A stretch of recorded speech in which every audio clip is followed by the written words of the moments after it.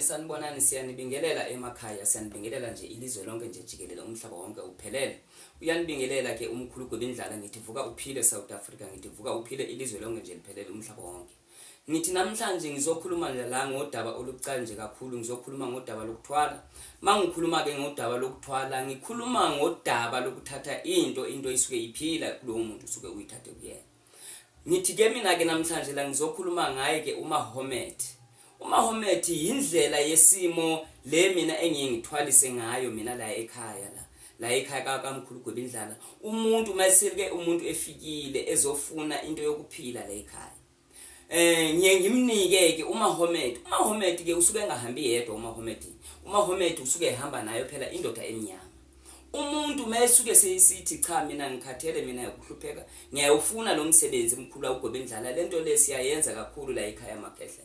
Lento le abantu abaningi sebeyithathile la ekhaya. Yizo ke le insizwa le mina ngiyengiphakamisa amadoda ngazo la ekhaya. Indoda mayiseyisithi cha mina ngifuna into yemali, mina ngifuna ukuthi ngiphakame, mina nginebhizinisi mina enginalo, mina nginamagaraji izinto zami nginazo azingihambeli kahle, mina ama-truck wami akaphumeleli, akathola ama-accident, izinto zami ziyafa. Nginamabhizinisi nje, ibhizinisi elinye nelinye umuntu usuke elenza. Ngithi la ekhaya mina leso simo ngiyasiphakamisa emuntwini esuke ehlupheka athi cha mina ngihluphekile Mkhulu Gwebindlala ngifuna impilo la ekhaya.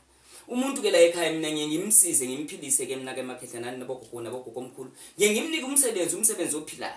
Ngimnikeze into ngithi umuntu makathathe into ahambe umuntu ayophila. Ahambe yophila nomuzi wakhe. Lento lena yebo khona ama-consequences abe khona. Imibuzo nemibuzwana ethile kodwa ke akungasiyona nje imibuzo enzima kakhulu ukuthi ngaze ngibeke khona phakathi kwesimo se-TV. Umuntu nje okuningi uye akufumane mayisele elibele efikile la ekhaya noma seke efikile kaMkhulu Gwebindlala phela. Umkhulu Gwebindlala ke la atholakala khona, umkhulu Gwebindlala utholakala kwindawo yaseLimpopo. iLimpopo ke iphansi komhlaba wakoManortham.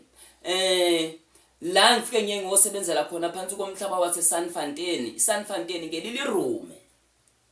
lilirume indawo nje ezikhona le koSanfontein kuya phansi le koNortham le phansi koLimpopo.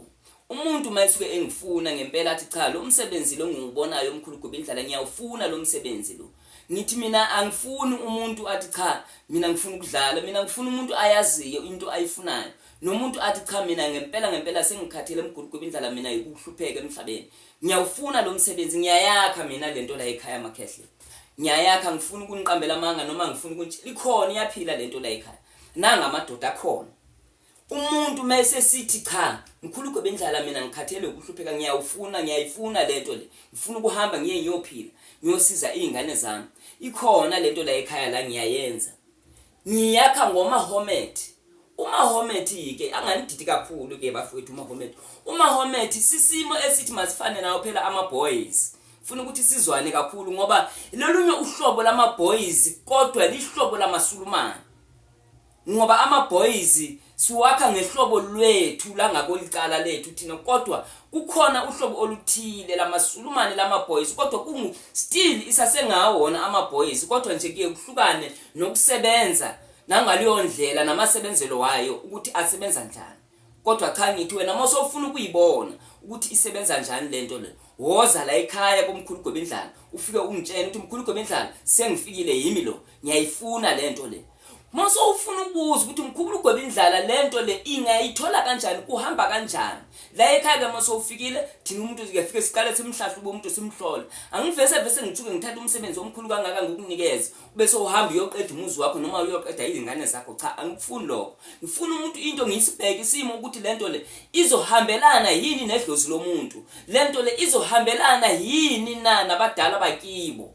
Bese ngibuka ukuthi manje mase kudingeka ukuthi ngimnikeze lokho ngizomnikeza, nakhona mangadingeki ukuthi ngumnikeze lokho. Zikhona phela ezinye indlela phela eziningi engiya umuntu ngiyimsebenzi ngazo mina la ekhaya. Ngoba uMahomet vele kuyinto yenhlanhla phela esiza nje abantu la ekhaya. uMahomet nendwana nayo phela indoda emnyama. Yiyo into ngiyiphakamise nje umuntu nje noma ufuna into zomsebenzi umuntu ngiyimgeze nje. Fika nje noma ungifonele ukuthi hayi Mkhulu Gwebindlala ngaba kuhamba njani, okuningi sokuxoxa efonini. ngithi mangibulele kakhulu ngibonge South Africa, ngifuna ukwanda kakhulu ngomlomo, ngithi umuntu oyifunayo makaxhumane nami, umuntu odinga umkhulu ugobe indlala empilweni yakhe ngithi xhubanani nami, ngithi nisaleni kahle abantu bami engibathandayo, ngithi salani kahle ngiyanithanda.